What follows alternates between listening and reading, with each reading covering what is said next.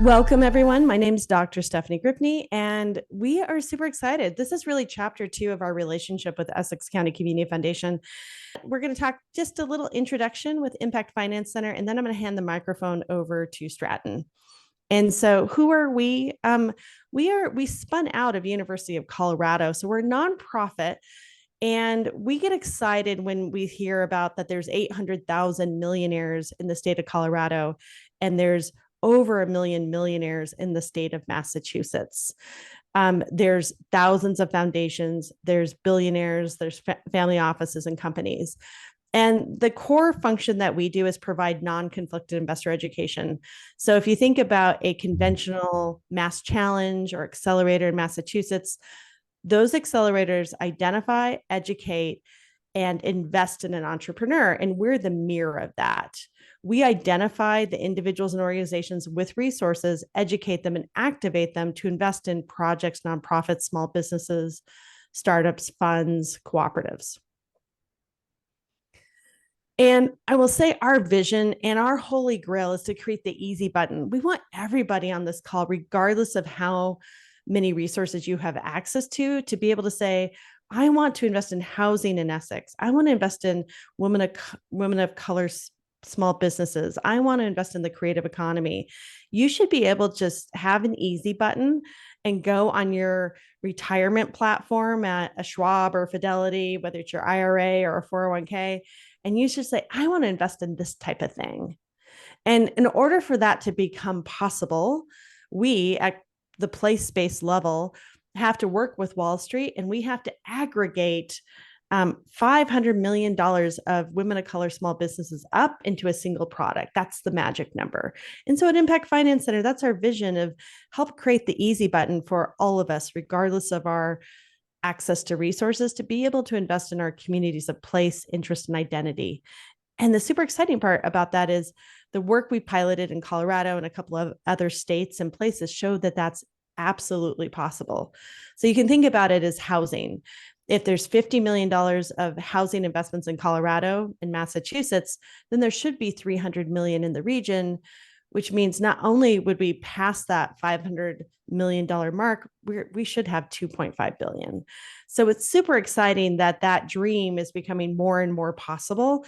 And it's more and more possible because of the extraordinary leadership at the Essex County Community Foundation and the really visionary funders like the Barr Foundation and Gilson Family Foundation who support that work to see what's possible in place. So Stratton, you can share the screen or I can move your slides, whatever works for you. Yeah, I'll let you move the slides just to keep it easy if that's okay. Absolutely. But I'll give a quick intro before you jump on this slide, Steph. I'll just say real quickly, you can see why we've partnered with Impact Finance Center, because not only does Stephanie bring a ton of energy and enthusiasm to this space, but they're really a leader in helping organizations like ourselves to think about how to research and evaluate and explore how we can implement impact investing locally in our community. And so that's what their goal is. That's what their vision is and their passion. And so we're super lucky to have partnered with them over the last period of time to help us on that journey. And we are on a journey as a community foundation to explore what our role can be to inspire more place-based impact investing in Essex County. And I'll talk a little bit about what that means and how we define that and where we are on that journey. And any ways that folks can get involved. If there's any questions or comments or anything along the way, please drop them in the chat. We love for this to be as interactive and bi-directional as possible. And we're learning too. So any questions or comments you have are super helpful to us, and we'll try to address those as we go through this presentation. Next slide. Just to level set for folks, like what we're talking about when we talk about place-based impact investing, because it gets very confusing. There's a lot of terminology and language out there, and we think of the investment continuum when we think about this. And on one side of it, you've got pure philanthropy, and these are grants that are given to organizations. And obviously, as a community foundation, as other philanthropists on the call, we do a lot of that, and we do a lot of sort of typical, grants to organizations, which is super important. As you move up that spectrum, all the way to the far right, you have traditional investing, and this is investing in stocks and bonds and mutual funds, and are really sort of maximizing the market return. And so, on one side you have grant maximizing the social impact, and the other side you have traditional investing, which is maximizing the market investment return. Then you've got things like social responsible investing and ESG investing. I know some of these terms are even being debated and batted around now, so don't take them too seriously, but you get the sense of what I mean by sort of some of these terms where you're blending now market rate returns with some social impact. And on the other left side, after grants, next to that, we have what we call venture investing. And this is really our systems change work. And for those that are familiar with the Essex County Community Foundation, you'll know that we have been working over the last 6 years to do a lot of sort of multi-year, multi-million dollar investments in inspiring collective action around the biggest issues in our region. And we really think of that as a form of venture investing, meaning that we're at the table, we're engaged, we have milestones, we have deliverables, we're very much involved. It's multi-year investments. It's more focused on the social impact, versus the investment impact, but it is a much more engaged methodology of philanthropy.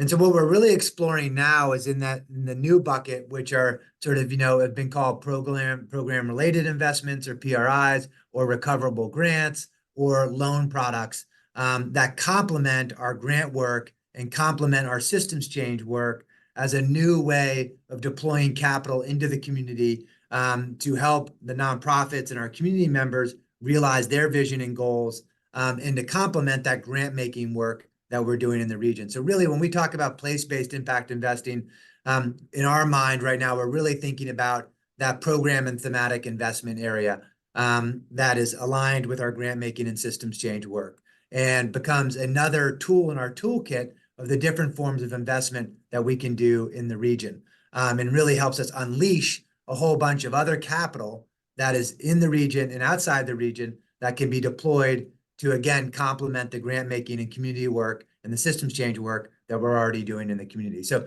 just to help sort of outline a little bit where we're thinking and how we're thinking about this as we go forward. Next slide.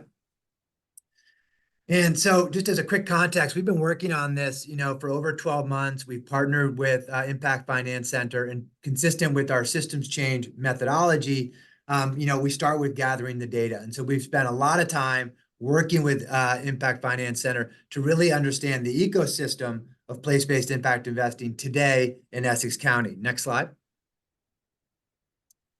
And we define that ecosystem as we've gotten into the work and working with Impact Finance Center as, you have one side, which is the demand. And we did a philanthropic opportunity scan across 300 local social ventures to understand, is there demand for this type of place-based impact investing, supporting things like micro lending, affordable housing, environmental investments, arts and culture, investments as examples. And today we're talking about housing. Is there demand for this type of investment vehicle to support them in achieving their goals?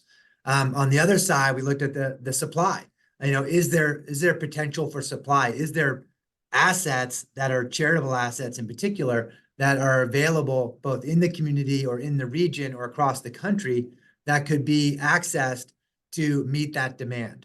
And we're still in the process of nurturing and learning about that supply side, and that's part of the conversation today.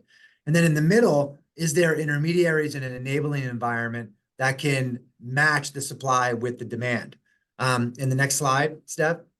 And what we found in this research is that, there's positive signals across all of these different areas. There's absolutely demand. There's a lot of demand, in particular in housing, and that's why we're talking about that today, with housing being one of the number one issues in the state of Massachusetts, and the need for flexible, rapid capital to help nonprofit and affordable builders move quickly. There's absolutely demand. There's some intermediaries. There's not a lot of intermediaries. In the space of housing, there are more intermediaries as community development corporations, and other local organizations that are doing affordable housing in the region. There's actually more of that. In some other areas that we may need to help invest in some of those intermediaries to enable some of that supply and demand to work. But in housing, absolutely. And on the investor side, we definitely have found an eagerness to learn and to be educated. And so that's really what we're talking about today, is how can we continue to educate this investor community so that they can come along this journey with us, and us too, as investors, potentially, to learn about how we can best meet this need and meet the need of the demand, and understand where our leverage can be most optimized. Next slide. And so we have embarked, having finished that data research over the last 12 months, we've embarked on a vision where we see ECCF as really playing a hub across Essex County to build and support an ecosystem that inspires funders and investors to increase the size of social investment pie in Essex County. So we know we do a lot of grant work. We've got a super philanthropic community doing a lot of grant work. We're doing some of the systems change work now, but there's this whole other sort of bulk of capital, charitable assets, that right now is not being deployed to complement the mission. It's being done to sort of increase market rate return and things like that, which is great, and it should continue to do that. But can a percentage of that be also allocated to align with the grant making that we're doing as a community? Is that a possibility? And so that's somewhere where we really want to play that hub role in helping to educate folks. And so the next slide, Steph, we've launched a sort of a strategy that we are calling Educate, Connect, and Invest. And the educate piece is really, how do we educate that entire ecosystem, both on the nonprofit side and the social venture side, as well as the investor side and the intermediary side? How do we continue to educate folks so that this ecosystem can be more vibrant? How can we connect sort of interested investors that may have an interest in doing something in their local community, but don't know where that is or how to get involved in that? How can we be a connector? We have a lot of that knowledge at the municipal and nonprofit and other levels and all of our systems change work. How can we continue to be a connector in that? And then finally, one thing that we're really exploring is how can we be, even if possible, and we're not committed to this yet, we need to really understand this, like you all on this call, is how can we be an investor? What was that vehicle look like, and how can we actually be an investor, again, to be aligned with our systems change work and our grant making work to maybe help other investors deploy their capital to best support the community, and really to expand that pie, not only in the region, but even outside the region, get other people that may want to have access to some of these local investments, give them an enabling platform to do that work also, and reach some of our communities that can certainly benefit, but are really hard to access if you're just a typical investor or you have charitable assets. You might not know how to do that. And so the next slide, Steph, sort of outlines a little bit how this, this work is going to start to happen. And some of this work is going to happen in parallel. It's not going to all happen at once. It's going to happen somewhat sequenced, somewhat in parallel, starting with the educate, working on the connect, and then thinking about the invest.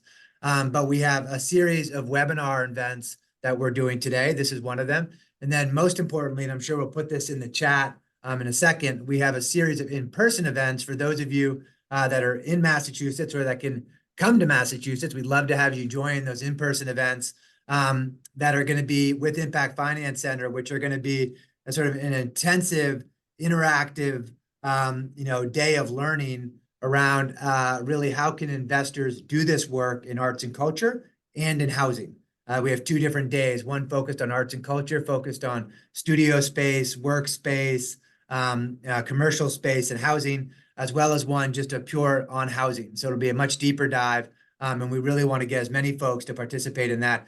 There's also going to be some case studies, some actual investor, some social ventures that will be participating in that. And there'll also be some experts that are doing this work across the country participating in that day of learning to be there. So it'll be much more interactive, and it's going to be really awesome networking. So I'm really excited to look forward to that for folks that are interested in finding other people interested in this type of work. And then finally, we'll have a day of learning for the social ventures also, where they can come. So if you're in participating or in a social venture, you can bring one of those social ventures to this or let us know about that also. So I think maybe we'll press pause there, Steph, a little bit, because we've done a fair amount of talking. You've given sort of great overview